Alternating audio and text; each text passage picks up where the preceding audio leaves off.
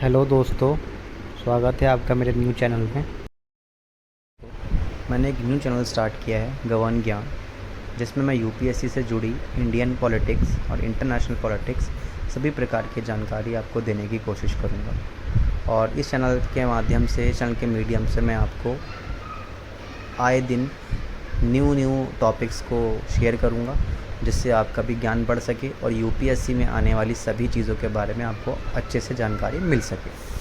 तो आज मैं अपना टॉपिक लेके आया हूँ मणिपुर वायलेंस के लिए। मणिपुर में आपने सुना होगा, न्यूज़पेपर्स में भी पढ़ा होगा कि क्लैशेस चल रहे हैं, एथनिक वायलेंस चल रही है दो चीज़ों के अगेंस्ट। एक है कुकी पीपल और एक है मेटी पीपल। तो इन दोनों के बीच में जो क्लैश चल रहा है, इन दोनों के बीच में जो वायलेंस क्रिएट किया जा रहा है, तो इस वायलेंस के बारे में ही हम जानकारी लेने के लिए यहाँ पे इकट्ठा हुए हैं। अब मैं आपको कोशिश करता हूँ कि आपको इसके बारे में पूरी जानकारी दे सकूँ। तो देखिए, ये क्लैशेस स्टार्ट कहाँ से होते हैं? तो क्लैशेस स्टार्ट होते हैं चूड़ाचांदपुर डिस्ट्रिक्ट से, जो कि मणिपुर का एक डिस्ट्रिक्ट है। अगर आप यहाँ मैप में देख पा रहे होंगे, इस जगह पे कुछ चूड़ाचांदपुर डिस्ट्रिक्ट है।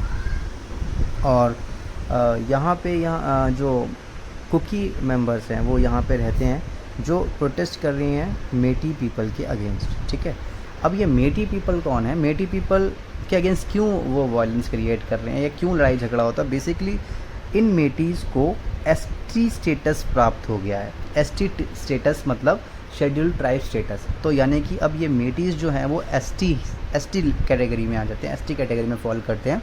ये एसटी कैटेगरी क्या है, एससी कैटेगरी क्या है, इसके ऊपर मैं किसी और दिन वीडियो बना के आपके साथ शेयर करूँगा।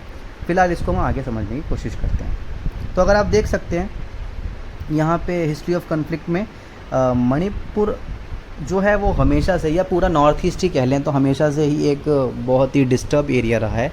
और इसके बारे में आपने आए दिन न्यूज़ में सुना होगा या सुनते रहते होंगे। अगर आप न्यू एस्पिरेंट हैं तो आप अभी और पढ़ेंगे insurgency in North East and North Eastern regions. And तो बेसिकली मणिपुर के अंदर हिस्ट्री में बहुत कन्फ्लिक्ट रहा है मणिपुर को लेकर। और इसमें हम डिफरेंट व्यूज़, डिफरेंट एंगल्स नापने की कोशिश करते हैं। तो पहला है वैली इंसर्जेंट ग्रुप। तो वैली इंसर्जेंट ग्रुप बेसिकली कब फॉर्म हुआ? तो 1964 में एक यूनाइटेड नेशनल लिबरेशन फ्रंट बनता है, जो डिमांड करता है इंडिया से सेसीड करने के लिए। सेसीड मतलब कि इंडिया से बाहर जाने के लिए बेसिकली। और वहाँ पे कुछ मेटी इंसर्जेंट ग्रुप्स बनते हैं, जो प्री पैक या PLA बन के बाहर आते हैं, जो अपनी ट्रेनिंग और अपने हथियार चाइना से ऑक्योर कर रहे थे। उसके बाद इनका पर्पस क्या था? तो इनका डुअल पर्पस था। पहली चीज़ तो ये इंडिपेंडेंस ऑफ इंडिया, यानी कि इंडिया से इंडिपेंडेंट लेना चाहते थे। और दूसरा, ये नागा इंसर्जेंट ग्रुप से नागा इंसर्जेंट ग्रुप को ये हेल्प कर रहे थे, ठीक है, अलग होने के लिए। दूसरी चीज़ है कि कुकी जोमी इंसर्जेंट ग्रुप। तो जोमी इंसर्जेंट ग्रुप ये कौन थे? तो यहाँ पे हम देखते हैं कि ये एक डिफेंस एग्रेसिव ग्रुप रहा है, जो अपने आप को अग्रेसिव ग्रुप टाइप मानता रहा है हमेशा से। और इसने एक कुकी लैंड बनाया, जो कि एक इमेजिन कंट्री है और कुकी जोमी इनहेबिटेड एरियाज़ के अंदर पाई जाती है। और ये एरिया कहाँ मिलते हैं? इंडिया, म्यांमार और बांग्लादेश के अंदर। इसके साथ ही हम आगे देखते हैं। तो बेसिकली अब इन दोनों के बीच में लड़ाई झगड़ा चलता रहा। अब गवर्नमेंट ने क्या रिएक्शन लिया? तो गवर्नमेंट ने कुछ अलग अलग तरह के रिएक्शंस लिए। तो पहला था कि गवर्नमेंट ने आफ्सपा पुट कर दिया, 1958 के अंदर आफ्सपा पुट कर दिया, arm force special power act. अब ये arms force special power act क्या है, इस पर मैं एक और वीडियो लेके आऊँगा किसी और दिन, और आपको मैं सारी जानकारी उसमें दूंगा। तो इसीलिए आपसे मैं ये रिक्वेस्ट भी करूँगा कि आप इस चैनल को सब्सक्राइब करें, ताकि कि आपके साथ मैं ये सारी चीज़ों को शेयर कर सकूँ, क्योंकि वीडियो बहुत बड़ी हो जाएगी और इसमें ज़्यादा जानकारी मैं दे नहीं पाऊँ शायद आपको। इसलिए मैं आपसे ये कुछ जो टॉपिक्स हैं, जो इम्पोर्टेंट टॉपिक्स हैं, वो आपसे बाद में डिस्कस करने के लिए रिक्वेस्ट करता हूँ। और इसीलिए आप इस चैनल को सब्सक्राइब करके रखें, ताकि फ्यूचर में जो भी वीडियोज़ मैं डाल रहा हूँ यूपीएससी या उससे जुड़े टॉपिक्स के साथ, तो वो आप को मिलती रहें और आप मुझे भी सपोर्ट करते रहें। तो बैक टू द टॉपिक। तो arms force special power act enact किया गया पूरे स्टेट के अंदर, एंटायर स्टेट के अंदर। दोस्तों क्या होता है कि आफ्सपा जो होता है वो किसी किसी डिस्ट्रिक्ट में भी लगवा सकती है सरकार, या पूरे स्टेट में भी लगा सकते हो। तो बेसिकली यहाँ पे एंटायर स्टेट के अंदर मणिपुर में लगा दिया गया 1958 के अंदर। इसके बाद 1980s में क्या होता है, मणिपुर जो था वो एक डिस्टर्ब एरिया क्रिएट कर दिया जाता है। अब डिस्टर्ब एरिया क्रिएट होने के बाद एक सस्पेंशन ऑफ ऑपरेशन नाम का एक एग्रीमेंट साइन होता है। और इस एग्रीमेंट का बेसिकली मतलब क्या था कि कोई किसी तरह की कोई गड़बड़ या कोई किसी तरह की वायलेंस क्रिएट नहीं होगी। अब ये एक ट्रीपैटाइट एग्रीमेंट था। ट्रीपैटाइट मतलब होता है जिसमें 3 पार्टीज़ इन्वॉल्व होती हैं। तो इसमें सेंटर, स्टेट और प्लस कुकी और जोमी जो पीपल थे, ये लोग इन्वॉल्व होते हैं बेसिकली। और जो मेटी ग्रुप था जिसको स्टेटस मिला है एसटी का, वो मेटी ग्रुप यहाँ पे इन्वॉल्व नहीं होता है। सिर्फ यही 3 लोग इन्वॉल्व होते हैं, मेटी जो था वो इन्वॉल्व नहीं होता है। तो इस क्या हुआ कि अगर हम देखें कि जो क्लैशेस होते हैं तो वो बेसिकली स्टार्ट कहाँ से हुए, जब मणिपुर हाई कोर्ट ने ये डायरेक्ट करा स्टेट को कि वो 10 ईयर ओल्ड यानी 10 ईयर ओल्ड रिकमेंडेशन था, तो जो शेड्यूल ट्राइब्स का स्टेटस था वो नॉन ट्राइबल मेटी कम्युनिटी को दिया जाए। यहाँ से वॉयलेंस स्टार्ट हो जाती है। तो अब यहाँ पे जो बेसिकली मेटी जो है वो एक नॉन ट्राइबल ग्रुप है। तो यहाँ पे जो जितने भी स्टूडेंट ट्राइबल यूनियन के जो स्टूडेंट थे मणिपुर के अंदर, उन्होंने वायलेंस करना स्टार्ट कर दिया। और जैसे ही वायलेंस स्टार्ट किया तो आप देख सकते हैं कितना प्रॉब्लम हो रहा है वहाँ पे। और आगे हम वायलेंस के बारे में और जानकारी देंगे। अब क्या हुआ कि अब हम एक नज़र डालते हैं मणिपुर की एथनिक कॉम्पोजिशन पे। तो अगर मणिपुर की एथनिक कॉम्पोजिशन देखें तो मणिपुर है जो एक फुटबॉल स्टेडियम जितना बड़ा है, with Imphal valley representing the play field at the centre and surrounding hills the galleries. तो बेसिकली बीच में ग्राउंड और चारों तरफ हिल हैं, जिस तरीके से आप देख सकते हैं इस तरीके से होता है, या आप नज़र में डाल सकते हैं। The valley which comprises about 10% of Manipur land mass, और उस वैली के अंदर लगभग 10% है मणिपुर का। is dominated by a non-tribal Metis who account for more than 64% of population of the state and yields 40 of the state's 60 MLAs। तो basically अगर आप देख सकते हैं कि जो लैंड मास है 10% जो लैंड मास है वो नॉन ट्राइबल मेटी के हाथ में है, जो कि 64% पॉपुलेशन से ज़्यादा है स्टेट की, और 40 MLAs 60 में से टोटल 60 सीट्स हैं मणिपुर के अंदर, उसमें 40 MLA जो हैं वो मेटी कम्युनिटी के हैं। The hill comprising 90% of geographical area inhabited by 30% recognise tribes but send only 20 MLAs to the assembly. तो अगर आप मणिपुर की कंपोजिशन को देखेंगे तो मणिपुर के अंदर 60 MLAs हैं, जिसमें से 40 जो हैं वो मेटी के हैं और 20 जो हैं वो बाकी और सारे ट्राइब्स के हैं। तो ये एक इम्पॉर्टेंट चीज़ है यहाँ पे नोट करने वाली। अब इसके बारे आगे देखते हैं। वाला majority of Meiteis and Hindus are followed by Muslim. तो majority of Meiteis are Hindus और बाद में फॉलोड बाय मुस्लिम, यानी कि बाकी जो बसे कुछ हैं वो मुस्लिम हैं। The 33 recognized tribes broadly classified into any Naga tribes and any Kuki tribes are largely Christian, और बाकी जो हैं बचे कुछ वो सब क्रिश्चियंस में आ जाते हैं। आगे देखते हैं। तो मेटी क्या आर्ग्यूमेंट देता है अपने सपोर्ट में कि हम उसे जो ट्राइबल स्टेटस मिला है वो क्यों मिला है। तो the scheduled tribe demand community of Manipur began demanding SC status for Meiteis in 2012। तो 2012 में मेटी ने अपना जो मेटी पीपल ने अपना एसटी स्टेटस की डिमांड करी, जो बेसिकली की गई ST demand committee of Manipur. The Meitei were recognise as a tribe before the merger of state with the union of India in 1949। तो मेटी जो था वो ट्राइब था स्टेट के मर्ज होने से पहले, जब इन यूनियन ऑफ इंडिया के साथ 1949 में मर्ज हुआ तब ये ट्राइबल ग्रुप था। The ST status is needed to preserve the community and save the ancestral land, traditional culture and language of the Metis. In 1972, the Union Territory of Manipur became 19th state of India.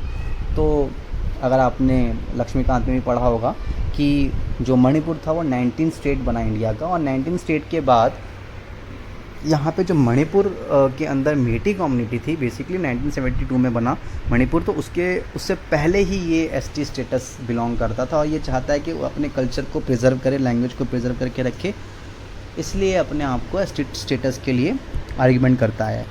The Meitei needs constitutional safeguards against it and that community had been kept away from the hills while the tribal people can buy land in the shrinking Imphal Valley. Apprehension of Metis that creation of Greater Nagaland would lead to shrinking of Manipur's geographical area. और उनके साथ ये problem भी है कि यहाँ पे जो नागालैंड पीपल हैं, नागालैंड के जो लोग हैं जो वहाँ पे रहते हैं, तो वो भी अपने आप को इंक्रीज़ करते जा रहे हैं और अपने एरिया को बढ़ाते जा रहे हैं हिली एरियाज़ के अंदर।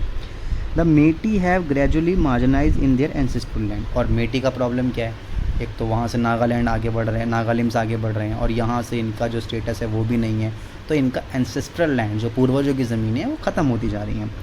There population was 59% of total population of Manipur 1951 and now has been reduce to 44% as per 2011 census data. और धीरे धीरे जैसा कि हम देख पा रहे हैं कि 1951 के बाद उनकी जो पॉपुलेशन है जिसमें ड्रास्टिकल डिक्रीज़ तो मैं नहीं कहूँगा, लेकिन फिर भी काफ़ी डिक्रीज़ हुआ है। 59 से लेकर 44% पहुँचना बहुत बड़ी बात है। The Naga and Kuki movements fuelled Meitei nationalism. और ये जो नागा और कुकी के द्वारा जो मूवमेंट्स लाई जा रही हैं वो मेटी का नेशनलिज्म प्रवोक करता है, तो नेशनलिज्म की भावना उनके अंदर आ जाती है। Concerns over democratic change and shrinking of traditional Meitei area started to surface in 1970. During the periods 2006 to 2012 came the demand for an inner line permit in Manipur to debar outsider. तो इन्होंने demand भी करी कि भाई ILP यानी inner line permit. Inner line permit क्या होता है? इनर लाइन परमिट मतलब होता है कि गवर्नमेंट से आपको परमिशन लेनी पड़ती है अगर आपको इन एरियाज़ में जाना है, शेड्यूल एरियाज़ में जाना है तो। The free movement of Kuki Zomi across Manipur porous border with Myanmar and fear of democratic change. The growth rate of Manipur population had jumped from 12.8 to in the 1941 to 51 period to 35.04% during 1951-61 and to 37.56% in 1961 to 71 after the permit system was abolished. तो अगर आप यहाँ पे देख सकते हैं कि अगर आप ध्यान से देख पा रहे होंगे तो यहाँ पे जो कुकी जोमी का एरिया है, यहाँ पे इनर लाइन परमिट होने के बाद कितने % ऑफ पॉपुलेशन जो है वो बढ़ती चली गई है और यहाँ पे कोई मतलब बेनिफिट नहीं हुआ है। The growth of Manipur population है जंप, तो मणिपुर की जो पॉपुलेशन है वो बढ़ती चली जा रही है क्योंकि इंसर्जेंट आते जा रहे हैं और ILP होने के बावजूद भी यहाँ पे कोई बेनिफिट नहीं होता है। यानी ILP यहाँ पे आया है 2006 to 12 में, बट ये जो डेटाज हैं हमारे पास ये सारे 1971 तक के डेटा हैं जिसमें बढ़ती जा रही है population. In Manipur the government is the largest employer and reservation of ST in job amounts to an unfair advantage. तो मणिपुर में जो गवर्नमेंट है वो लार्जेस्ट एम्प्लॉयर है जो सबको जॉब दे रहा है, लेकिन एक अनफेयर तरीके से दे रहा है उनके हिसाब से। अब आगे देखें तो why are tribal group against ST। तो ST के अगेंस्ट क्यों है tribal group?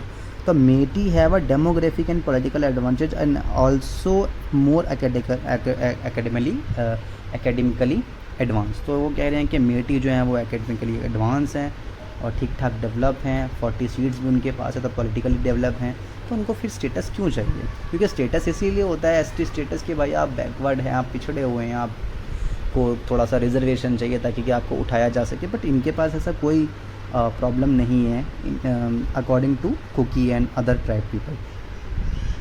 The language of Meitei people is included in 8th schedule of the constitution and many of them have access to benefit associated with SC OBC and EWS status. तो इनके पास status के हिसाब से SC OBC और EWS को जो जो प्रावधान या जो जो बेनिफिट्स मिलते हैं उनको ये भी मिल रहे हैं और इसके साथ साथ इनकी जो लैंग्वेज है वो 8th शेड्यूल के अंदर है, तो इनको और क्या प्रॉब्लम है? Kuki and Nagas point out the tribal areas are 90% of states geographical area but the bulk of it budgets and development work is focused on Meitei dominated Imphal valley. तो कुकी और नागाज़ का ये पॉइंट है कि जो ट्राइबल एरियाज़ हैं और 90% स्टेट्स के जो ट्राइबल एरियाज़ हैं वो जोग्राफी लेकर तो बेसिकली उनके ऊपर डेवलपमेंट के लिए कोई भी खर्च नहीं किया जा रहा है या कोई भी चीज़ उनके से लिए नहीं की जा रही है। तो डिवाइड क्या है इनके बीच में, कुकी और मेटी का डिवाइड। तो ethnic conflict between the hill communities and the Meitei has continued to exist ever since the time of kingdom of Kangleipak, Kangleipak या कांगलीपैक। तो कांगलीपाक या कांगलीपैक जो भी आप इसको प्रोनाउंस कर सकते हैं, तो ये बेसिकली तब से ही चला आ रहा है मेटी और कुकी के बीच में divide. These tensions and conflict escalated during the 1950s with the rise of Naga national movement and demand for the independent Naga nation। तो ये तब 1950s से इनके बीच में, जब से नागा नेशनल मूवमेंट स्टार्ट हुआ है, तब से इनके बीच में डिवाइड चला आ रहा है।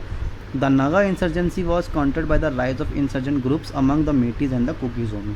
और इंसर्जेंट ग्रुप्स जब जैसे जैसे नागा इंसर्जेंट के साथ स्टार्ट हुए, तो मेटी और कुकी के बीच का जो डिवाइड था, जो गैप था, वो और इंक्रीज़ होना स्टार्ट हो गया। In 1990s as the NCSN Isak Muivah, तो आप ये जानते होंगे National Socialist Council of Nagaland, Nagaland के अंदर जो एक्टिव है, जो प्रोटेस्ट करने के लिए एक्टिव है, और which is one of the largest Naga group push harder for self determination the कुकीज़ोमी groups begin to militarise. और क्योंकि इन्होंने सपोर्ट किया कुकी को, तो ये भी मिलिटराइज होना स्टार्ट हो गए और इन जो अंदर का वायलेंस था वो जाग गया एक तरफ से आप कह सकते हैं, और धीरे धीरे इन्होंने भी स्टार्ट कर दिया अपना violence. The Kuki later launch their own movement for Kuki land which demanded the creation of a separate state in India. तो कुकीज़ ने अपना डिमांड कर दिया कि कुकी लैंड होना चाहिए, जो एक सेपरेट स्टेट होना चाहिए इंडिया के अंदर। Although the Kuki once were the protectors of the Meitei people, the Kuki land movement created a rift between the communities. तो जैसे ही इन्होंने स्टार्ट किया, तो कुकी के बीच में और मेटी के बीच में डिवाइड स्टार्ट हो गया। अब सुप्रीम कोर्ट और सेंटर का अलग अलग स्टैंड है। सुप्रीम कोर्ट क्या कहता है? सुप्रीम कोर्ट है regarded the Manipur crisis as a humanitarian problem and express concern about the loss of life and property. तो उनका कहना है कि भाई ये जो है एक ह्यूमैनिटेरियन प्रॉब्लम है, जो कि होता ही रहता है। इस तरीके से आप मान सकते हैं कि होता ही रहता है, और एक्सप्रेस मतलब एक दुख जताया है कि जो लॉस या प्रॉपर्टी के लिए या लाइफ के लिए जो लॉसेस हुए हैं वहाँ पे, वो बहुत दर्दनाक हैं। लेकिन ये ह्यूमैनिटेरियन प्रॉब्लम है, जो कि इंसान होने के नाते कुछ ना कुछ प्रॉब्लम्स वहाँ पे होती ही रहती हैं। The apex court had further noted that it is the president who has the power to designate a community as schedule caste और schedule tribe and not the high court. और क्योंकि मणिपुर हाई कोर्ट ने designate किया था ST status, तो वो कहता है कि भाई प्रेसिडेंट के हाथ में पावर है, हाई कोर्ट के हाथ में पावर नहीं है। Chief justice of India has urged the center and the Manipur government to undertake efforts to protect the people। और CGI हमारे जो हैं चीफ जस्टिस ऑफ इंडिया, जो कि इस समय पे हैं, तो आप उनको जानते होंगे, DY चंद्रचूड़। तो वो ये कहते हैं कि सेंटर से और मणिपुर से कि इस एफ़र्ट्स मतलब लोगों को बचाने के एफ़र्ट्स रखे जाएँ। अगर आपने आज का न्यूज़पेपर देखा होगा, तो आपने ये भी देखा होगा कि वुमेंस भी वहाँ पे प्रोटेस्ट कर रही हैं। वहाँ पे अभी अमित शाह जी भी गए और हमारे जो होम मिनिस्टर हैं, और वो लोगों के साथ पार्टी मीटिंग करने की बात कर रहे हैं कि वहाँ पे कोई ना कोई रेजोल्यूशन निकाला जाए या कोई सॉल्यूशन आए, जहाँ पे इस पूरी पर्टिकुलर वायलेंस को ख़त्म किया जाए और इसको रोका जाए किसी ना किसी, क्योंकि आप देख रहे हैं मणिपुर पूरा जल रहा है। सेंटर क्या कहता है? तो union home minister said that the order pass by the Manipur high court will be studied and discuss with all stakeholder and appropriate decision will taken after consultation. तो सभी स्टेक होल्डर के साथ ये बात करेंगे, जैसे मैंने बताया, और कंसल्टेशन होगी। Indian army has deployed Heron unmanned aerial vehicle. तो UAV यानी कि आपको पता है वो ड्रोन्स वगैरह डिप्लॉय कर दिए गए हैं। Helicopter to increase the surveillance of the situation in Manipur and along Indian Myanmar border. तो बॉर्डर पे और ये सब चीज़ों पे सारी कह सकते हैं आपकी डिप्लॉयड कर दिए गए हैं व्हीकल्स और ड्रोन्स एंड पीपल्स, ताकि कि ये वायलेंस ज़्यादा से ज़्यादा और क्रिएट ना हो और भड़के ना और कंट्रोल में आ सके। तो अगर हम आगे बढ़ते हैं और देखते हैं कि बेसिकली क्या प्रोसेस होता है किसी भी कम्युनिटी को ST लिस्ट में डालने का, तो state government start recommendation for inclusion of the tribes in the list of ST। तो स्टेट गवर्नमेंट जो होता है, बेसिकली कोई स्टेट होता है, वो रिकमेंड करता है किसी भी ट्राइब को इंक्लूड करने के लिए। After the recommendation of state government, tribal affair ministry reviews and send them to the registrar general of India under the home ministry for approval. तो पहले स्टेट ने रिकमेंड किया, फिर रजिस्ट्रार जनरल के पास जाएगा। रजिस्ट्रार जनरल जो होता है होम मिनिस्ट्री के अंडर आता है, और after approval it is send to national commission for scheduled tribes and send to the cabinet for final decision. और रजिस्ट्रार जनरल जो होता है वो national commission for scheduled tribes के पास उसको भेजता है, और इसके बाद शेड्यूल्ड ट्राइब्स के बाद यहाँ पे कैबिनेट होता है जो फाइनल डिसीजन लेता है। तो बेसिकली यहाँ पे आप देख सकते हैं कैबिनेट हो जाए तो फाइनल डिसीजन लेता है। तो इसके आगे देखते हैं, once the cabinet finalize it then it introduce a bill in the parliament to amend the constitution schedule caste order 1950 and the constitution schedule tribe order 1950। उसके बाद फिर अमेंडमेंट होता है। अमेंडमेंट के बारे में आप जानते ही होंगे, आपने पॉलिटी पढ़ी होगी, नहीं भी पढ़ी होगी तो मैं आगे इस पर भी एक वीडियो बना दूंगा। After the amendment bill is pass by both Lok Sabha and Rajya Sabha, the president office takes the final decision under article 341 and 342 of the constitution. और जैसे ही अमेंडमेंट बिल पास होता है लोकसभा और राज्यसभा के अंदर, प्रेसिडेंट जो होता है वो अपना फाइनल डिसीजन देते हैं 341 और 342 के अंदर। अब कुछ और रीजंस भी हमको देखने को मिलते हैं, तो आप इसमें देख सकते हैं कि divide between Meiteis and tribal such as Kukis on various issues aggravated in recent year. तो काफ़ी सारे इनके बीच में क्लैशेस होते हैं। Displeasure over the state government notice which claim that 38 villages in Churachandpur कोपूम protected forest area are illegal settlement and it residents are encroachers and eviction drive that followed the notice led the serious clashes। तो basically क्या है कि चूराचांदपुर का जो district है यहाँ पे कुछ 38 विलेज हैं इसके अंदर, इस डिस्ट्रिक्ट के अंदर, जो कि प्रोटेक्टेड फॉरेस्ट एरिया जिस पे इलीगल सेटलमेंट्स हो गई है, ऐसा गवर्नमेंट का कहना है।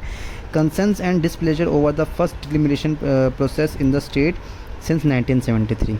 और डिलिमिटेशन प्रोसेस जो हुआ है 1973 से, तो इसके बाद से भी कुछ डिसप्लेजर्स जाग गए हैं इस कमेटी की पीरियड। डिलिमिटेशन प्रोसेस क्या होता है? बेसिकली किसी एक स्टेट को या किसी एक जगह को या पूरे इंडिया के अंदर भी जब हम सीट्स को according to their population divide करते हैं, तो ये एक कमीशन बनाया जाता है जो कि ये प्रोसेस स्टार्ट करता है और इसकी रिकमेंडेशन नेसेसरी मैंडेटरी होती है। The widespread refugee crisis in the state on account of military coup in Myanmar. और रेफ्यूजी क्राइसिस जो चल रहे हैं मिलिट्री कूप के बाद म्यांमार के अंदर, आपको पता होगा फरवरी के अंदर 2021 में ये जो म्यांमार क्राइसिस स्टार्ट हुए थे, बेसिकली वहाँ पे मिलिट्री कूप हुआ था जो कि आंग सान सू की गवर्नमेंट को रिप्लेस किया गया था जुंता गवर्नमेंट के द्वारा। तो वो इसके रेफ्यूजी क्राइसिस की वजह से भी कुछ प्रॉब्लम्स हो रही है। तो मेटी लीडर का ऐसा कहना है, Meitei leaders have alleged that there has been a sudden mushrooming of villages in the Churachandpur district. और कुछ मशरूमिंग इन द सेंस के नए उग रहे हैं वहाँ पे चूराचांदपुर डिस्ट्रिक्ट के अंदर। Kuki Zomi tribesman of both countries are bound by strong links of ethnicity, customs, language and dresses. तो कुकी और जोमी ट्राइब्समैन जो होते हैं, जो हैं वहाँ के दोनों ही कंट्री के, वो दोनों कंट्री के आपस में लिंक हैं कहीं ना कहीं तक, ये मेटी का कहना है। Pro-government groups in the state believes that the few tribal groups with vested interest are trying to scuttle the government's battle against drug। तो बेसिकली जो प्रो गवर्नमेंट के ग्रुप्स हैं जो गवर्नमेंट को सपोर्ट करते हैं, प्रो गवर्नमेंट्स में जो गवर्नमेंट सपोर्टर होते हैं या सपोर्टर ग्रुप्स होते हैं बेसिकली, तो वो कहते हैं कि ड्रग्स की वजह से ये लोग लड़ाई कर रहे हैं, क्योंकि ड्रग्स को सरकार ने हटाने की बात करी है और सरकार इसको हटाने की कोशिश कर रही है। अच्छा, तो वे फॉरवर्ड में देखते हैं कि इसका क्या सल्यूशन है या क्या होना चाहिए। तो सबसे पहली चीज़ है कि need to evaluate the criteria for ST status to Meiteis in line with recommendation given by several committees. तो 3 कमिटीज़ यहाँ पे बनी है इंडियन गवर्नमेंट के द्वारा। तो इसके द्वारा हमको ये देखना पड़ेगा कि क्या क्या क्राइटेरिया इन्होंने रखे हैं एसटी स्टेटस के लिए। तो पहला है लोक्योर कमेटी जो 1965 में आया। इन्होंने रिकमेंड किया 5 क्राइटेरिया फॉर आइडेंटिफिकेशन। तो पहला था namely primitive traits, distinct culture, geographical isolation, shyness of contact and community at large and backwardness. तो ये रिकमेंड करता है 5 क्राइटेरिया, आइडेंटिफिकेशन, पहचानना, नेमली यानी कि नाम वगैरह, प्राइमेटिव ट्रेड्स मतलब जो पुराने एंसेस्ट्रल ट्रेड्स चले आ रहे हैं, डिस्टिंक्ट कल्चर कुछ अलग हटके कल्चर हो उनका, और जोग्राफिकल आइसोलेशन। जोग्राफिकल आइसोलेशन का मतलब वो जोग्राफी से मतलब अपने जोग्राफिकली हट के रह रहे हैं, आइसोलेट होकर रह रहे हैं, और shyness of contact with the community at large, और पूरी कम्युनिटी के सामने नहीं निकल के आ रहे हैं, और बैकवर्डनेस, ऑब्वियसली बैकवर्डनेस तो ज़रूरी है ही। दूसरा कमीशन है जो भूरिया कमीशन है, वो ये रिकमेंड कर पहली बात तो ये 2002 और 2004 के बीच में बनाया गया, और ये वाइड रेंज ऑफ इश्यूज़ को डिस्कस करता है जो 5th शेड्यूल में दिए हैं हमारे इंडियन कॉन्स्टिट्यूशन के, to tribal land and forest, health, education, the working of panchayat and status of tribal women. तो बेसिकली जो 5th शेड्यूल के हिसाब से ही रिकमेंडेशन दी जाती है भूरिया कमीशन को, या भूरिया कमीशन के द्वारा। तीसरा है एक हाई लेवल कमेटी बनाई गई 2013 में under chairmanship of professor Virginius जाजा, was constituted to study the 5 critical issues related to tribal communities। पहला livelihood and employment, यानी कि उनका जीवन जीने का तरीका और कितना वो एम्प्लॉयड हैं, रोज़गार उनको कितना मिला। Education, health, involuntary displacement and migration, यानी कि अपनी मर्ज़ी के बिना अगर उनको डिस्प्लेस किया जाता है या माइग्रेट किया जाता है। और लीगल एंड कॉन्स्टिट्यूशनल मैटर्स, यानी कि लीगली क्या मैटर करता है।